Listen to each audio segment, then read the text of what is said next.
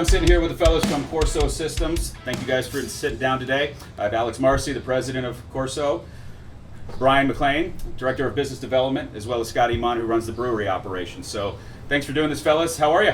Doing great. Doing great. Thanks for All right, having you us. guys start off with a cheers here. Yeah. Cheers. There it is. All right, we're at the Pax Verum Brewery, who I've had on the podcast before. They got their Way Out Fest tomorrow, so we're all congregating for a fun discussion in advance of that event there. And boys, I always like to start these conversations out with an origin story. You know, for those that may be unfamiliar with Corso Systems and what you guys do, specifically with your, beer platform, which is what we're going to discuss here today, even with your experience, Scott, from being a previous brewery owner, love to just kind of hear the origin story of how Corso got started and how you guys came together. Yeah.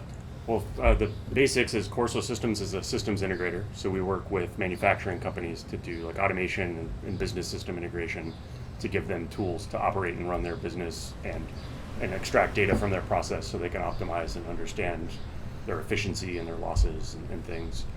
We've done quite a bit of brewery automation over the years and some distilleries as well.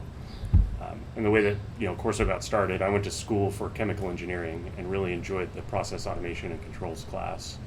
And got out of school and was like, I assume people do that for a job since we're learning about it in college. And found out that there was, a company called a system integrator that was an industry that people worked in, and found a job with a systems integrator in Reno, where I'm from originally, and worked there for a few years. And they had gotten bought by a publicly traded Australian engineering company, and it changed from a very customer service focused business to a more of a shareholder focused, because it's publicly traded, and it changed the whole culture of the company. And at that point, I felt like I worked for the best place in town and wasn't in a position to move yet, and didn't want to go to any of the other shops, but didn't want to stay here and be in this environment. So I went out on my own and kind of freelanced for a couple years, and then my now wife went to University of Chicago, and we kind of settled in Chicago. And while I was there, started up Corso Systems, under the Corso brand. And then we got a big project out in Pennsylvania with a big chocolate company, and started hiring people at that point and have been growing ever since. And that was back in 2015. And then I think it was 2018, met Scott at his brewery in Reno. We were in town working out at Tesla at the Gigafactory, and we had a mutual friend, and he was looking for some automation help. So we went and met and had a couple beers and kind of started that relationship, and that grew into where we are now. And through some of the beginnings of that was the precursor to beer, and now we're kind of pushing hard on making that a full featured product and getting that out there into breweries' hands. Yeah, we crossed paths because, like you said, mutual friend. I had a bottling line that wasn't operational at the time, and I needed help on it. It turns out it never got operational just because it was a piece of junk. But we had a lot of ideas as to how to extract information from breweries from an automation standpoint, and that's really kind of what led to a former product that we were working on, and now it's the second evolution is beer. So, Under the Rose Brewing Company was the company. Me and my wife, we owned it for 5 years. It was a heck of a run. Didn't end up making it, but man, a lot of fantastic moments were had there. Met some great people, and it turned into some long-lasting relationships. So I couldn't be happier with my experience and where it's gotten me to. So That's fantastic. I mean, with this being a beer podcast, I have to always ask, what was the first beer that hooked you? For me, I was drinking whatever you could buy that was the cheapest in college, and then you have for me it was a Fat Tire. You had a Fat Tire for the first time. You're like, oh, what the hell is this? This is different. And then I kind of went down that rabbit hole and started exploring more of the Sierra Nevadas and some of the sand blends and Dogfish. And how's it for you guys? What was the one that hooked you? I've heard Fat Tire many times from many people through my years in the industry. It's I call it a gateway beer. That's what it does. It's more flavor than the others. You're like, ooh, I can have flavor in my beer. For me, I was in college, and we were going out one night. Went to the beer store, and I looked at the shelf and I said, tonight I want a bigger bottle of beer. I don't want just a 12-ounce beer. I want a bigger bottle. And so I pulled one off the shelf. It happened to be Three Philosophers from Brewery Omegang. Excellent Belgian style quad, super thick, raisiny, delicious. it would be one of my favorite styles to date. I just can't drink it that often because it's so high proof. Yeah. So I fall back to like Yeah. saisons and such. but yeah, that was my first beer. I had it and I was like, this is rich and delicious and fantastic, and it's not Milwaukee's Best Light, and I'm in. So that was mine. I mean, in college, I was the same way. I was Bud Light, Miller Lite, whatever is the cheapest and easiest to get, usually at parties. But then, yeah, I mean, right after that, you start to come across the IPAs, the sessions, all that, and it's like, okay, we can do this, and we can search for something that has flavor rather than just this tastes like water, and you just drink it to get a buzz or something like that. But I think, in terms of all the different types, I'm also partial to Pilsner beers as well. My family has heritage from Czech Republic, and that's where Pilsner Urquell kind of got its start, and they lived in the Pilsen town where the brewery's at. So it's like there's a little bit of a kind of homage back to that. So I have a soft spot there. But other than that, I mean, on day to day, it's IPAs, it's sessions, anything that's Yeah. And for me in Reno, it was a lot of like Sierra Nevada because they were just over the hill. Right. I think Fat Tire, I mean, we would drink that, but it was like the first IPA that anybody had experience with. But Fat Tire was like the first one I really enjoyed. And I think the first one that really got me into like craft beer as a category was like Arrogant Bastard. It was like, that has a cool label. Yeah, it was Stone, it's like, yeah. And then we got into the world of Stone beers, and that really like blew the hatch off for me. I applied to work at Stone Brewing when they had like 20 employees because I was into home brewing at the time, and they had like this edgy motif to them, and I was like, I want to be part of that. Didn't end up working out, but hey, I'm here now, so it can't be that bad. Well, it's crazy. I remember reading, this is years back, that they were planning to open up a brewery in actually Germany. Yep.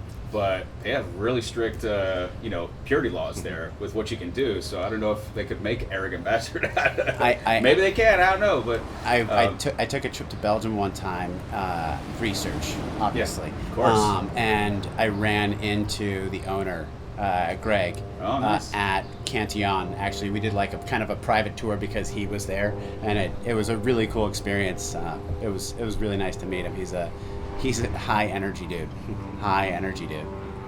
Oh, that's great. I mean, I love asking this question, and I asked it to Jason and Colt and everybody, leaning on your experience as a brewer, Scott. I mean, everybody has their lineups that are exemplify their successes, right? But everybody has a fun story around something they were trying that maybe it sounded good on paper, and maybe you just tried to put some things together and just came out just utter shit and dead on arrival. Do you have any of those from your days from under the rose? I mean, fortunately, we didn't have that many. We had, most of our beers turned out well. We had one beer one time. The yeast didn't quite come out of solution because it couldn't get the temperature to drop on the fermenter. So it was just this like really thick. It was like a hazy barley wine. It was not appealing. But the all-time worst beer that we made. So what we used to do is we'd make kind of on-demand kegs. We'd say, okay, let's take this beer and let's throw some fruit into it, or we're gonna do our British Pale Ale with some Earl Grey tea. Kind of sauce it up a little bit and like give somebody another reason to check it out. Just like one-offs. And so my wife loves pears, and so she was like, okay, let's put pear into a beer. And we tried it in all different proportions and a bunch of different beers. And every single time, your first impression was baby food. It came out like baby food. And it was like, it wasn't just like the taste and the smell. It was almost a textural thing. It was like, nope, no, this is not good. And she's very headstrong. She was like, let's try it again. Never worked. And so baby food beer was our worst beer that we made, for sure. Gotcha. Yeah, that doesn't sound good. It was not good. Well, the reason I want to do a podcast with you guys is to kind of give not just those that watch or listen to the podcast just want to hear good stories with some brewers, but maybe there is a brewery out there, whether they're small scale, medium scale, large scale, that are kind of looking at the expansion and use of technology into operations. So as you guys sit here and kind of being in that field and have expertise in it, what trends and what directions do you see with regards to technology that you guys are, can see as a benefit to the average brewer, or maybe even large ones? Yeah, I mean, I think from a high level standpoint, we have a lot of experience, in larger manufacturing environments. So think about big food and beverage facilities like a Nestle type of organization, and they, the big buzzwords that you see out here are, MQTT, Industry 4.0, Internet of Things. It's all about data and how you collect the data, how you visualize the data, what you do with that. So a lot of these big manufacturers that we're working with, they have these big initiatives that, see a lot of value coming out of how you can present those data and driving efficiencies up, improving quality, reducing scrap. There's a lot of awesome things that are going on in these big manufacturing environments. And I think taking those principles of what we have, kind of in the integration space and combining that with, the brewery experience that we have into one, it's like bringing some of these big tech initiatives into some of these smaller footprint facilities. And I think it could provide a lot of, amazing value by kind of focusing that on, the equipment, the process, all of that upwards rather than, coming down from, like an order processing type of a thing. And kind of like, just to sum that up, getting everything to the cloud is really what people are looking to, is having access to all that data immediately from anywhere is really something that a lot of these big companies are doing, and that's something that we're trying to kind of translate to the smaller guys. Mm-hmm. For any brewery that's looking to kind of dip their toe into technology, is there any, or they've started to explore it, is there any pitfalls they need to avoid right up front, or is there any gimmies that are just an ease of start, so to say? Yeah, I mean, there's pitfalls all over the place. Certainly want to not pin yourself into a corner technology-wise. Doing your research and kind of coming to conclusions on, you think about software development, for example, building websites or different applications. There are a plethora of programming languages you can choose. There's to store data. There's all sorts of different database storage stacks you can go. Transactional databases or relational databases, all sorts of different things. But just kind of being aware and having like a base level of knowledge of kind of where's the industry heading, what are some dead end technology pieces. In our world in manufacturing, you think of like data highway plus kind of architectures. Like you can invest a lot of time and money into putting in a system that maybe you're sold on the idea of what it can do, or someone came in and said, hey, let's put this system in. You can spend a lot of money on the hardware side, the software side, the development, engineering, services side. And at the end of it, it's like you could have a solution that can be outdated in a number of, a handful of years. So, approaching it in a way that is forward thinking and something that's like, hey, let's get the data up and accessible in a way that we can keep scaling with. I mean, it's never changing industry. There's going to be something that comes out tomorrow that someone else from Silicon Valley kind of came up with in their garage. Maybe that'll fade away as some kind of fad. Maybe that will be the actual future, but kind of setting up your environment so that you can constantly evolve with that technology. I would say take a cue from the manufacturing world where, we're constantly like fighting to get to 2011 instead of 2021, like the rest of the world, because you don't want to take brand new technology into a huge manufacturing plant and introduce a lot of downtime. So let's take things that we know have worked, we know are well tested technology-wise, and are going to like last the test of time in terms of hardware, communication protocols, software, like the systems that like look at a Stone Brewing or a Sierra Nevada and the tools that they're using to automate their brewery and build pieces of that or a smaller version of that using the same like methodologies and the overall technology, but at like a smaller scale. Versus like, oh, there's some new like brewery automation package I can like add on to my system that I'm buying as a turnkey thing, but it doesn't necessarily allow you to expand beyond that type of a system in the way that you can. With, like, I mean, how many customers have we gone in and our job is to take all sorts of separate systems and say, okay, listen, we're either going to delete those systems and bring it all into one application, or we're going to take all those systems and visualize it through one application, so you don't have to click back and forth and open and close and VM into this, and there's all sorts of different kind of pathways you can get stuck in when you have to go back and forth and mistranslations, and so that's kind of what we try and help you avoid. Yeah, I mean, it's a common pitfall of it's the silos of different data. It's like Bob over here found a software package that does recipe management. John over here found something that does inventory management. Well, those two pieces can't communicate. And sometimes the key information that might really help accelerate your business growth is to combine those two systems into one and kind of do the aggregations and analysis between the two. So finding things that can really communicate to each other and not having all these different individual silos of data is, I think, really, really important. Gotcha. So whatever's being used in the industry to date, what are some of the pros and cons of it? And if they're the cons, what does the Beer platform look to be as a solution for those cons? Mm-hmm.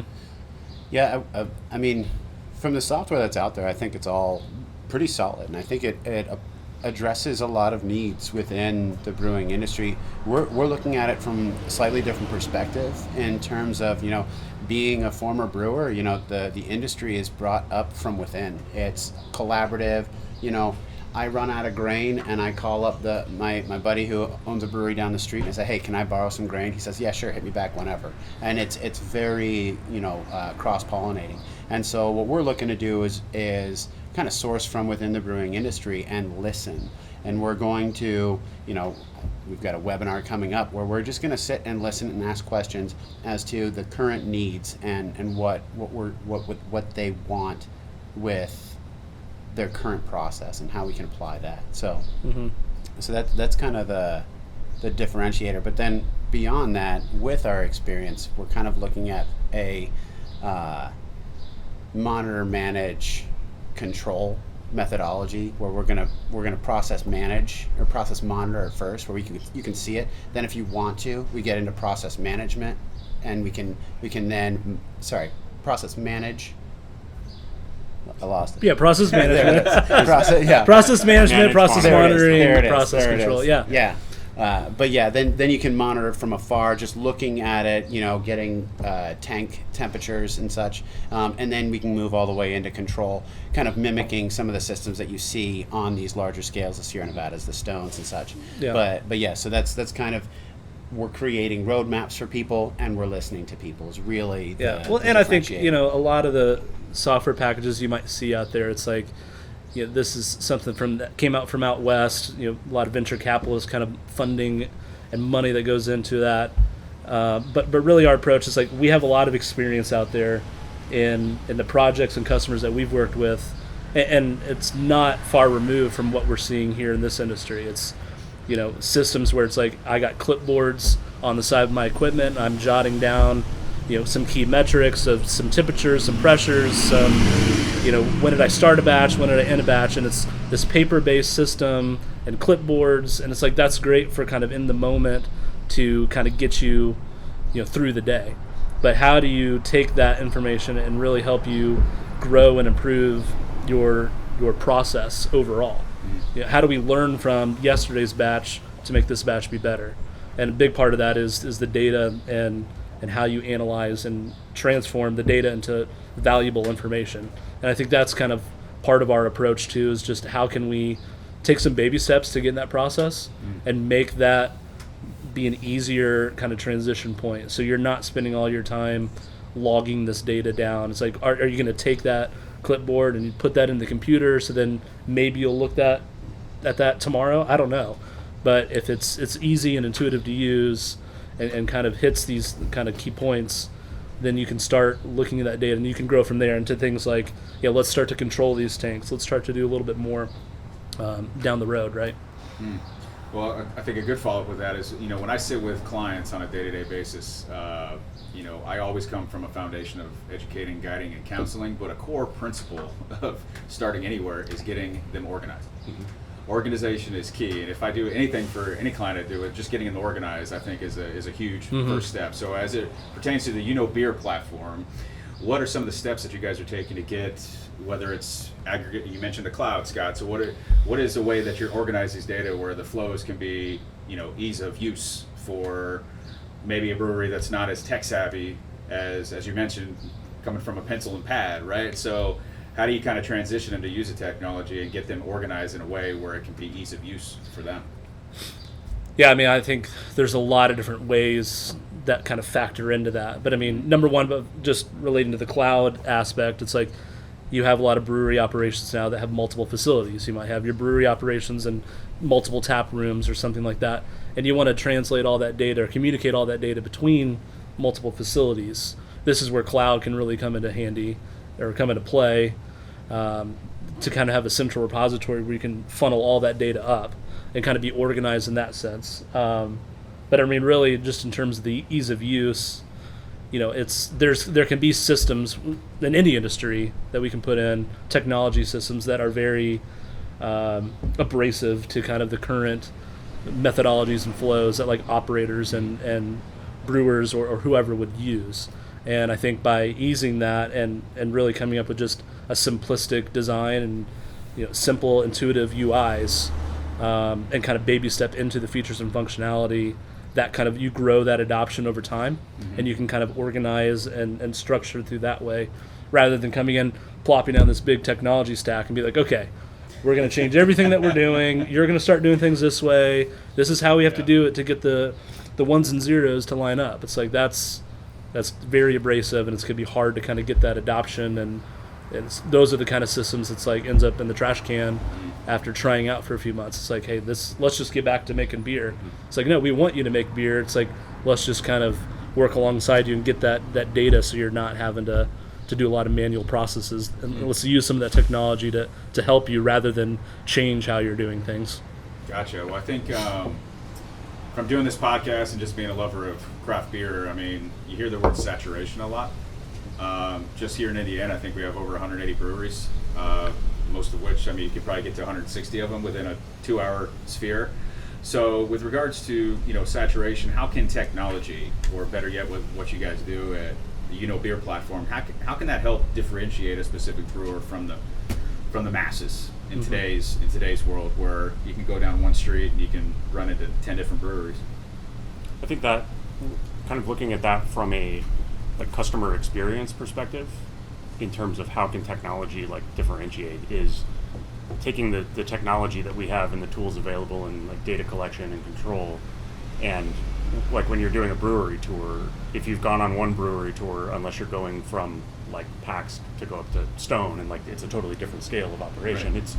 You could go to any brewery in the country and it's pretty much the same. They may just have different number of fermenters or the piping arrangement's different, but we could actually say put QR codes or things that people could scan on their phone as they're on a brewery tour and pull up what's in the batch, when was it brewed, what is the temperature profile of the mash look like, what does the temperature profile in the tank look like, when is it coming out, what's the gravity, you could actually see what's going on in the process. From the Homebrewer customer focused. The stuff that homebrewers geek out on. Yeah, because if I go into a brewery being an automation guy, it's like, well, what's in there? They're like, well, I look at the clipboard, I don't know. And it's to understand what's going on and how they're making their beer and the process and all that, you get more information. And it could even be tying into a point of sale system and building digital menus and things that can update in real time, or track how much is left in a keg or something, and you can see as a customer when is something going to tap out, or what's fresh on the line. Right. It's this. Back to technology stack. This is our technology stack. You can use this.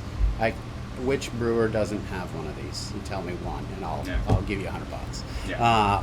And so really getting brewers to use phones to update their process in a very easy, streamlined fashion, like he was saying, gives them more time with customers, doing the things that are important, coming up with new beers, really focusing on differentiating yourself, whether that's through new cool design t-shirts or new beers that are innovative, or going back to a classic style that hasn't been hit in decades. Let's do it better than anybody's ever done it.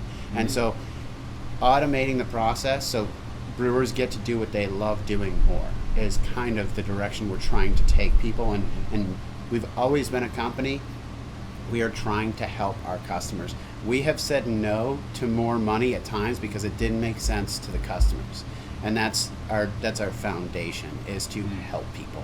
And when we get to help people, it makes us happy, and we do end up making money in the process. Sometimes not as much, but it's a good feeling. So, well, that's fantastic. I mean, what I've found from either doing the podcast or just living in Indiana and going to all these breweries, there's 3 stages. I think there's the one that's a single location that maybe was opened by a home brewer or some partners.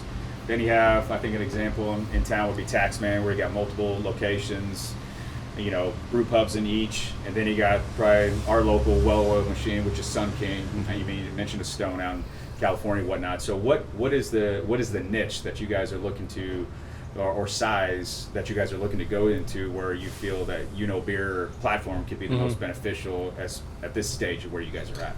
Yeah, I mean, certainly we want to design and develop a system that can be pretty universal, but at the same time, it kind of goes back to this idea of kind of the paper on glass kind of concept of converting clipboards into screens and visualizations, and that's typically going to come from your small and medium-sized brewery. I mean, a Stone, a Sierra Nevada, I mean, they're going to have OEM equipment that's coming in with integrated automated systems and back-end cloud systems already. And I'm sure there's some inherent inefficiencies and pain points that they might have with that, and there's some work to be done there. But the bigger bang for the buck in terms of just transformation, I think, can come from the small to medium-sized breweries that are looking to kind of introduce some new technology into their operations rather than expand on some large footprint they might already have. And I think even like listening to your episode with Taxman, they're like, we're looking for technology to help us get to the point that we can like expand and grow and not have to be the ones there every single day doing every single job all the time. And I think even, going back to differentiating, I think automation and technology even helps from a training perspective of, I don't have to be the only person here who knows how to do every single job. I can, use the technology available to give people a path forward to understand and learn how to do what I'm doing, and take the pieces of the job that don't inspire me and give that to somebody else. And we talk about like strengths and weaknesses. It's like, let me amplify my strengths and take away the weaknesses and pass those to somebody else. And that's, even from a business owner perspective, it's the things that I am not good at that are underserving the business. Let me find somebody like a Brian or a Scott to come in and bolster that. And I think, technology is one of the arrows in the quiver to make that happen. Yeah, that's great. Well, let me throw a scenario at you. Say I'm a small brewer with a limited budget. What are some of the immediate problems you guys would kind of see in that scenario, and what are some of the solutions that you guys would tackle right off the bat? Inventory management, right away. That's always, and having something that's intuitive, easy to use, that links in with current available ingredients from a myriad of suppliers, and can spit out purchase orders right away based on brew schedules. And so that's kind of out of the gate. What we've been working on with our beta customers is inventory management, recipe formulation, and brew scheduler. And all three of those in tandem work to do just what I said. All right, let's talk about what technology can do for a large-scale operation. As you guys envision kind of growing this platform to what you ultimately want it to be, what are some examples of some of the larger breweries that are really exemplifying technology that you're looking to adapt, more or less, from either some of these smaller, medium-sized ones? I mean, you mentioned Stone a couple times, Alex. Yeah, I would say Stone and Sierra Nevada are really good examples of that.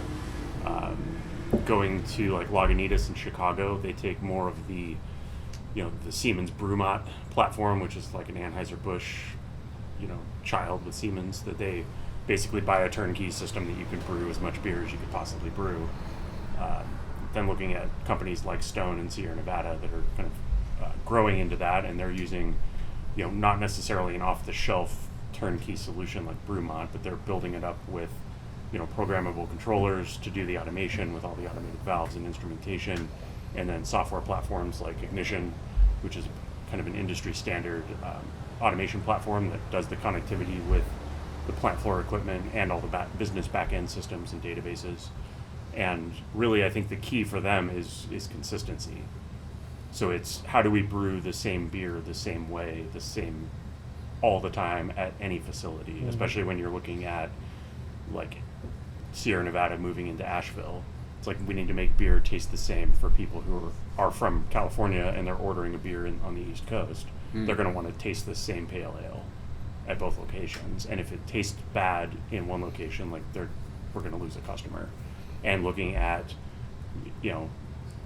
not to say a bad word, but like Budweiser, a Budweiser you buy anywhere in the world that's made at any facility tastes the same as any other Budweiser that's ever been produced, because they're so focused on quality and consistency for what they do, quality of their flavor, notwithstanding. That's less to be desired. Right? but they're really kind of the poster child of how do you brew beer consistently. And I think a lot of times, at craft brewers that are starting up, if I go to them and I order a Saison this week and I go back 6 months from now and order the same beer, sometimes it's a crapshoot or a roll of the dice. Is it going to taste the same? Because they may not have the consistency of ingredients or recipe or temperature control or something. So it's really using technology to leverage your ability to be more consistent and brew consistent product. Yeah. And then being able to understand your process and how to brew consistent product makes it easier to then branch out and do the out there beers where it's we're going to experiment and I understand the system better, so now I know putting in different inputs maybe can help direct what the outputs are. Yeah.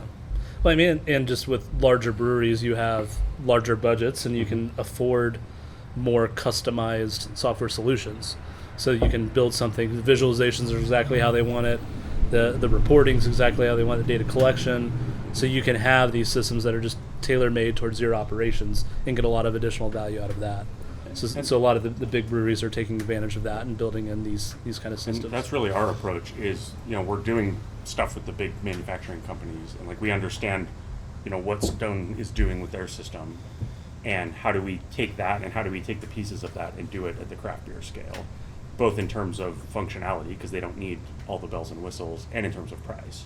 Because you don't need to spend $1 million on an automation system to get, a ton of value out of it. It's kind of what can we do the 20% of that gets us 80% of the value? And then from there, then we can start to look as a brewery grows and needs more automation into what do we need to automate next? What are the pain points beyond here that will keep you up at night, and how do we fix those? And it goes back to that roadmap, that technology stack roadmap on, okay, how are we going to grow the company? What are we going to do? No business owner actually knows where their company is going to end up, but you have to predict, do the best job you can to understand where you at least want to go. And getting that roadmap and that game plan together and understanding where you want to go, you can stop at any point. You can say, okay, listen, I've got 5 tap houses, life is gravy, we don't want to grow anymore, we think that'd be too dangerous, or you can say, hey, listen, we want to be the next Sun King, or we want to be the next Stone, we want to be the next Dogfish Head. It depends, and we're willing to facilitate whatever. We're down to make the clients happy, and that's really our goal. Whether you want to own a nano brewery in a garage and you want to make 1 batch a week and you want to run out every week, cool, we can help out with that if you want it. If not, hey, brew and be merry, man. Get it.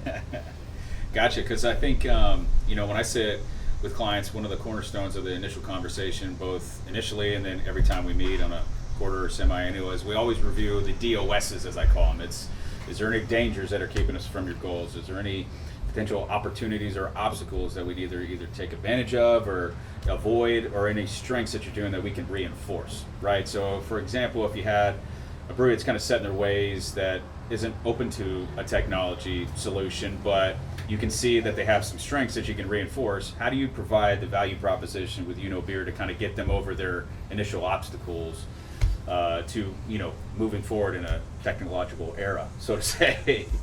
Well, I mean, that's just it. We're in an era of technology. I was talking to these guys earlier about just the growth of technology over our lifetimes, and we have supercomputers in our pockets. And so utilizing the tools that you already have, people are already using Instagram, they're on their phones all the time, so might as well take that tool and leverage it. And let's look at it in a better way, and let's save the earth. Let's save some paper, and let's really work to kind of cut down on these tedious procedures that we can then make super easy. And you're already doing it. You already have to record these things, and if you don't, you're never going to record anything anyway, and it's probably not a good fit. If you're never going to do things the right way, or the way that some people want to do them, I'm not going to say there's a right and wrong way to do it, but there's no changing that no matter what. We're looking for the people that do want to grow smart, and they want to bring some organization to it, because I know that feeling. You made beer, great, check. Okay, started selling beer, great, check. Okay, now what? And it happens fast, and people have a better plan than just that. But frequently there's not as much of a technology stack in place to help alleviate all the stresses because, inevitably glycol chillers are going to shut down, batches are going to have to get dumped, yeast strains are going to get infected, bad things are going to happen, you're going to lose beer, and you're going to have to adapt to that. That's going to happen. You want to minimize that, and you don't want to have to worry about the other stuff, the record keeping. You want that to just happen, and that's what we're trying to help people with. Mhm. I mean, I think it goes back, I think you said it earlier, just you got to ask yourself the why. And it's the why would we want to be bringing in technology into this process? And so if you're going into it with the mindset of, oh yeah, we can bring in this software package or this hardware package and it'll just brew beer for us and we'll just sit around and watch the beer come out. Like, that's not going to happen. But if you are looking into it as, let's bring in the technology to help me free up my time so I can focus on what's most important or the best utilization of my time, and not be sitting here on a Saturday afternoon spending 3 hours reconciling inventory mess ups from the week before because we weren't jotting down on our clipboard the proper batches that we were making and all that kind of stuff. So if you can have a system that can kind of just manage that for you, and you can focus on, hey, what recipes are we going to make tomorrow? Is that pear beer going to be good or not? Like, that's the kind of stuff that like humans need to be focusing on. Like, that's It won't the be. art Yeah. and the science of this, right? And then you can allow technology to do like the parts that you don't want to be consuming your time with, right? Well, as far as what you guys have, as far as your current modules, what do you have available today that you're uber excited about, and then what are some of the things that you're building towards R&D wise? Because I mean, you mentioned that you're doing a webinar to kind of get some feedback, to kind of hear what some of the pain points are for those that will participate in that webinar. But what do you guys offer now, and then what's in the hopper? So now it's looking at inventory management and recipe integration and management, and we have the capability of doing temperature monitoring. So getting into the manage and monitor, and then doing the control is more of a case by case basis in terms of what breweries have and what they need and budgets and all that. But focusing on inventory and recipe management to begin with, and then brew scheduling as well is where we're at. Yeah, I think long term, you were talking about it before with like the different silos of data, right? So I think bringing in just additional integrations into the platform. I think we were talking about it just this morning of a lot of people use Slack just to communicate with your coworkers. Yeah. A lot of breweries probably use it too. It's like, so integrating a system like that into a brewery management system, so I can get a Slack notification when fermenter's done, or we need to load in more hops, whatever the alert mechanism or notification might be. But bringing in a lot of those kind of integrations, so you don't just have, here's a Slack and here's this and here's that. It's like, let's start tying everything together with all these technology dotted lines, and then that kind of evolves into like this custom system that works well for people, and they put more emphasis on different aspects of that, right? Yeah, and current modules in development, but we're also, it depends on who's yelling loudest on what they need is with our betas, and whatever beta customer's saying, hey, listen, we really need this, we need this issue fixed right now, then we'll handle it. And right now TTB forms seem to be a big pain point people don't want to deal with. Keg fleet tracking is another one that we're looking at. We haven't really dove into it yet, but we've got some good strategies on how we're going to do that. Again, utilizing cell phone technology, where you pull out your camera and you're taking a picture, or you're scanning a barcode or a QR code off that keg, and boom, cool, check in. We're also looking at the fermenter module, where we're actually monitoring process, and then it'll move into control. That's kind of where we're at now, but we've got a couple other in the background that they're still that we don't want to talk about yet. But I mean, at the end of the day, we don't want really, to feel too hard. At the end of the day, really, it's like the whole emphasis of this platform is for us to hear from the brewers. It's like, if we can sit up here, we could probably come up with 100 different ideas of things that we've seen from food and beverage and automotive and all sorts of different industries that could apply here. But we really want to hear and learn from all of the different breweries that we interact with, of like, what are your specific pain points? Otherwise, we're building a platform of different pieces of technology that we think is cool or interesting or could provide benefit, and maybe that's just pushing a rock up a hill, maybe it's not, but hearing back from them saying, well, you know what, our biggest pain point is this. And it's like, those are the types of feedback that we want to hear and start incorporating that in apps. So that's what really makes it evolve into this, solution that is from the brewery industry for the brewery industry, right? Gotcha. All right, last question.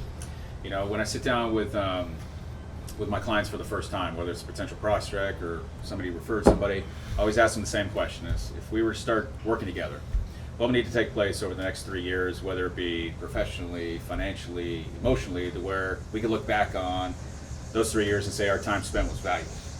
As it pertains to what you guys are building within Corso Systems, within the Beer platform, same question. What do you want to see take place over the next 3 years, that if we sat down again for another podcast 3 years from now, hopefully Way Out Fest number 3, that you guys said, hey, we're on the right track, we're doing everything we set out to do, and we're happy where this program is going? Yeah, it should be the date, by the way. We'll put that on the calendar. I think, really it's, we're definitely of the mindset of crawl before you can ball mentality of let's start this slow and methodical and address people's needs with each module as we go. And so where will we be in 3 years? We're not quite sure, but come spring, we want to be at the Craft Brewers Conference, and we want to be there. We want to get in front of more brewers and address more needs and really kind of whittle down that path and really make sure that we're not throwing solutions at people, we're growing solutions for them. Is kind of the path that we're looking at. I mean, I think for me, it's not so much a numbers kind of game, but it's just down to like impact. And I think all of us want to provide some sort of positive and lasting impact for the companies that we work with, whatever the industry is. And whether that is, 1,000, different companies that we work with that in some small minor impact, or it's one company we work with that's like a total transformation. All of that it's elevating something for whoever we interact with. And it's, when we walk away or we leave that and they start using it in their day-to-day lives, us knowing that, okay, this is a positive impact for them. It's helping their operations in some form or fashion. Whether it's someone that can focus more time on creating new beer or whatever it's going to be, it provides a benefit for them. I think that's the measure that I look for at the end of the day. Yeah. And obviously, get involved with a lot of breweries and it would be great to become like the industry standard tool that, craft brewers use as they're growing their operation, and we grow with them. But it's really, for me, it's about helping the breweries and the brewers and the folks that work there achieve their goals and their dreams, and give them the tools that we know work at the larger scale in the manufacturing world to help make all of that possible, and make it possible to take the science out of it a little bit and allow them to be a little bit more of an artist and do what they love without having to deal with all the crap that we can just automate and deal with for them, and really just impact people's lives and make it a fun industry to be in, and easier to be in than it is now, with less stress overall. And selfishly, that feeling that you went to a brewery early on and they were just turning the lights on, half their taps were empty, and you're like, oh great, and then eventually you go into the grocery store and you see their beer on the shelf, and you feel proud, I supported this and I helped this get here by going in and participating in this mechanism. And so that's what I want to work with breweries that are and help them grow and get into those phases that they never thought they would get to, and we go, cool, we helped facilitate that, and everybody won. And so that's really what we're looking for. Well, that's a beautiful thing. Yeah. All right, gents. Well, thank you very much. Corso Systems. Come check them out. I'll have links on my website to where you can find them. If you're a small, medium, large-scale brewery, hit them up. Hit them up. All right, gents. Thanks a lot for doing this. Thank you. Appreciate it. Cheers. Cheers. Well, that's it for this week's episode. I hope you enjoyed the conversation as much as I did. For the latest on financial views with local brews, please check out our website at financialviewswithlocalbrews.com. You can also find us on YouTube via our channel there under the same name, Financial Views with Local Brews, as well as follow us on all of our social media platforms like Instagram, Facebook, where you can like and connect with us throughout the craft beer universe that we're trying to explore here in the great state of Indiana. As always, cheers. The next round's on me, and I look forward to seeing you for future episodes. Bye, everyone.